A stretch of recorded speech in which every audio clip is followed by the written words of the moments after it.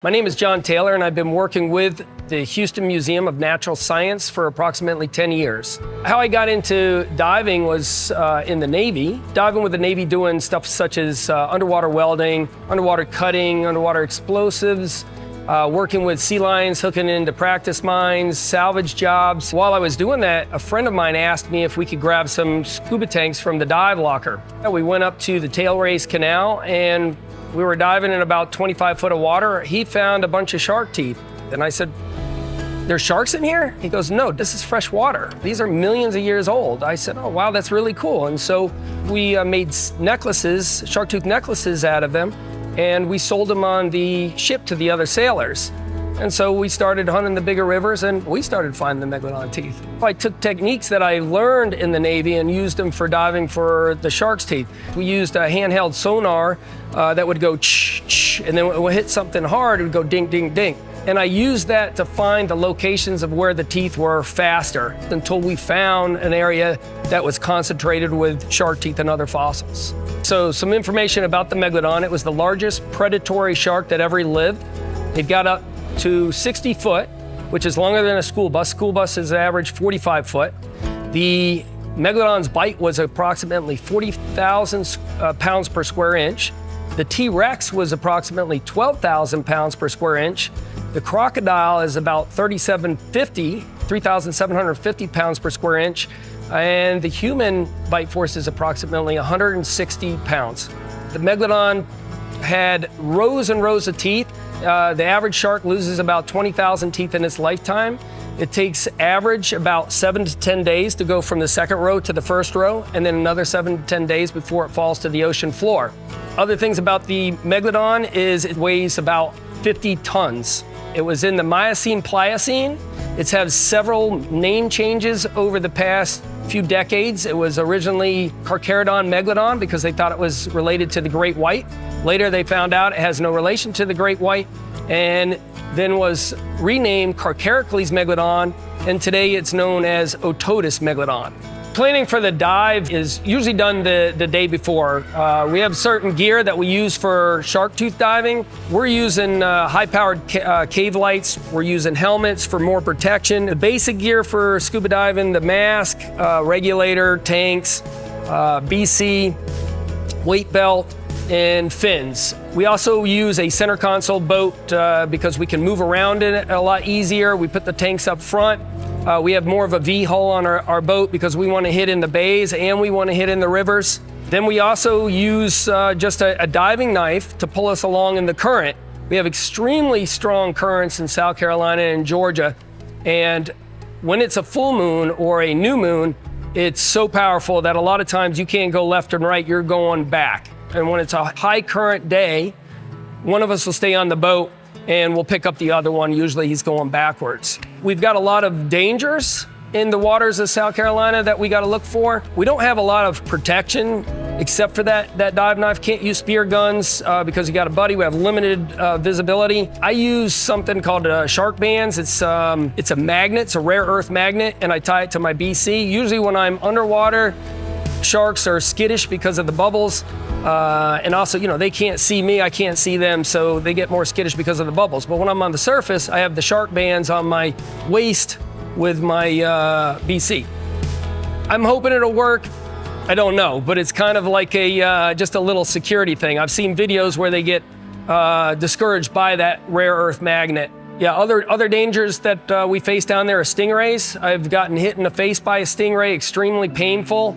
You have to watch that the barb doesn't get in the bone. It can cause a serious infection. And offshore, it's a different set of dangers. The weather can be so bad that the back of the boat is coming out of the water. It could break your neck or break an arm. You also got decompression sickness you have to worry about, and predatory animals coming around you.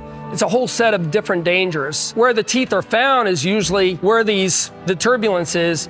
Offshore, it's around the cliffs. There's a lot of turbulence around cliffs, and that's where they're exposed. So when I do my drops, what I'm looking for is a bottom that has rock, phosphate rock, and bones. And usually the teeth are with it.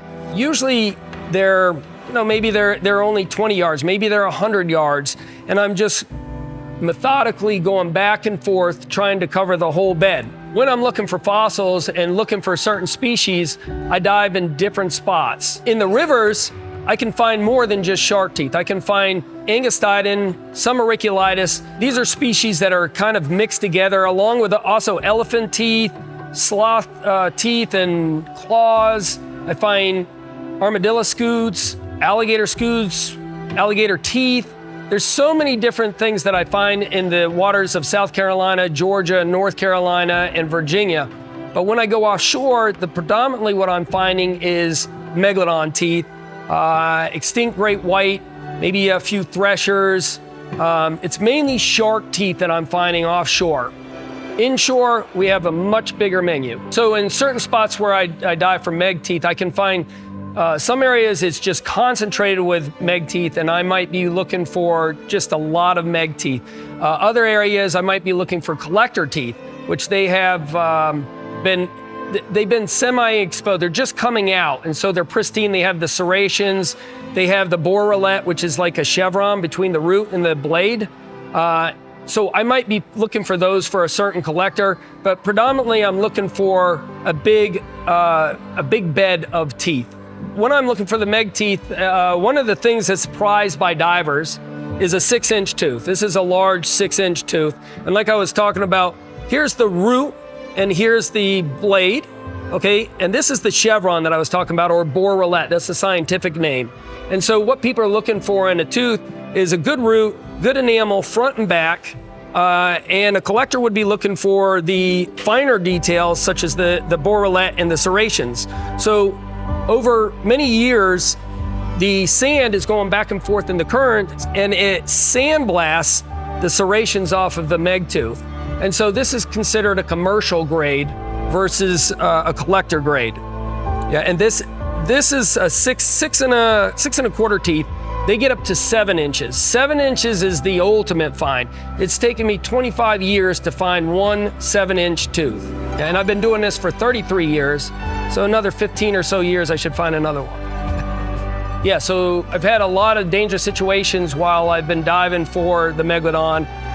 Some of the things that's happened to me is I've had alligators come after me, and I've had my boat guy get to me just in time, about drowned in the water because somebody left 2 cinder blocks and a rope, and my regulator got tangled in the back, and I could see the surface of the water, but I couldn't get to the surface. I've been stung in the face by a stingray when I was looking for the meg teeth around boulders and limited visibility. I've been washed out to sea, and I've had to swim out of the current where the bay opens and come around and go back and get my boat. One of the reasons I got into diving is the adventure, the adrenaline, all the different dangers. I find it exciting. It's a treasure hunt. You never know what you're gonna find, especially in the rivers, because there's so many different species. Later on, I really became interested in the science of it. You know, it started with a tooth. Okay, that's a shark's tooth. Then I started asking questions. What species does this belong to? Where does it get its color? Why are some of them damaged? It just came into a whole slew of questions that I had to have answered. I became so passionate about it that after 8 years in the Navy, I had to get out because this was a disease for me. I just loved it. Normally, we try to dive 150 days a year. I now dive 4 days a week, 4 tanks a day, which is about 4 hours underwater. I didn't want to do really anything else but dive for the shark teeth because I'm so excited. Every time I get in the water, I never know what I'm going to find. It could be a 6-inch tooth, it could be a 7-inch tooth, it could be a mammoth skeleton or a sloth claw. I have no idea, and that's what's so exciting about diving every day for this. You never know what you're gonna find. So that's another thing I get excited about when I'm diving for shark teeth is different colors of the fossils. Some of them are tan, some of them are gray, some of them are reddish brown, and what they did, they take the colors of the environment that they are mineralized in. So this one, for example, is a tan one, and this was mineralized in sand. This one here, this one is actually tan, and it has a little bit of orange in there. This was sand with iron in it. I have another one here. This one is a reddish brown, and what causes that is, I don't know if you've ever seen these tea-colored rivers. That's actually tannin. That's decayed leaves and bark, and it actually stains the tooth. So this tooth was originally gray, and maybe it came out, changed to tan, and then turned into this reddish brown color from the tannin. I also have the gray. Gray and tan are actually the most common colors, and this gray was from the Miocene Formation or the Hawthorne Formation. When the shark was swimming around and it lost its teeth, this would fall into the gray clay and take on the colors of the minerals that were in that clay. We also find black. Black is usually from bacteria, but there's many different colors. Here at the Houston Museum of Natural Science, I'm getting some very interesting reactions from the Megalodon teeth that we have displayed here. One of the reactions is disbelief that they're real teeth. Other reactions I get is, wow, those are big teeth. And I explain to them that this is the largest carnivorous shark that has ever lived. So some of the most spectacular teeth that I found were red teeth from up in North Carolina, beautiful red. I found beautiful blues in another area, whites, ones with different contrasts, a brown root with a black blade and a black chevron, ones that had different patterns, very colorful. And then some of the other ones that I'm proud of the 7-inch tooth that I found, and a lot of other ones, and not just ones that are big, little ones too. They have unique curves or pathologies, which are deformities. I have a lot of teeth. I have over 20,000 teeth in my collection.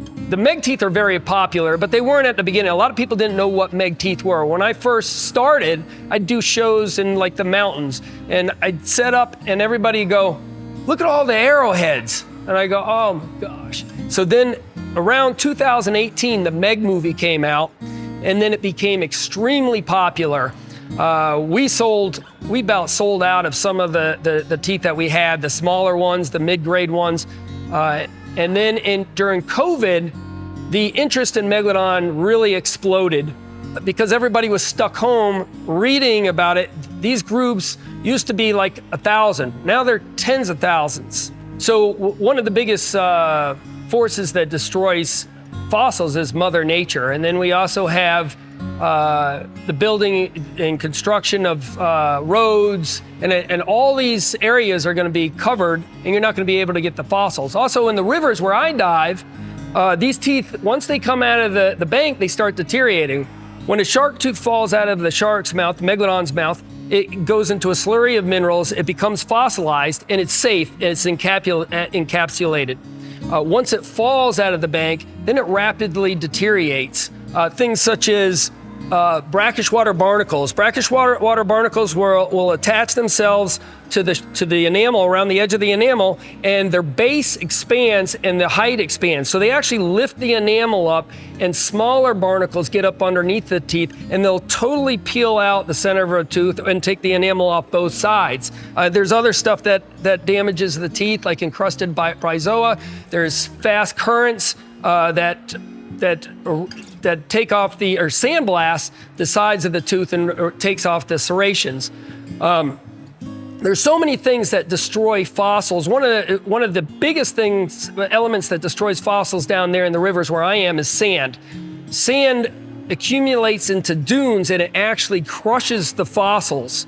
Anywhere where there's a void, like just underneath the shark tooth, if it's laying on the ground and it's been exposed out of the mud, this is a void. If I took sand here or my hand and I push down, the supporting parts of the tooth are these two root sides and the tip.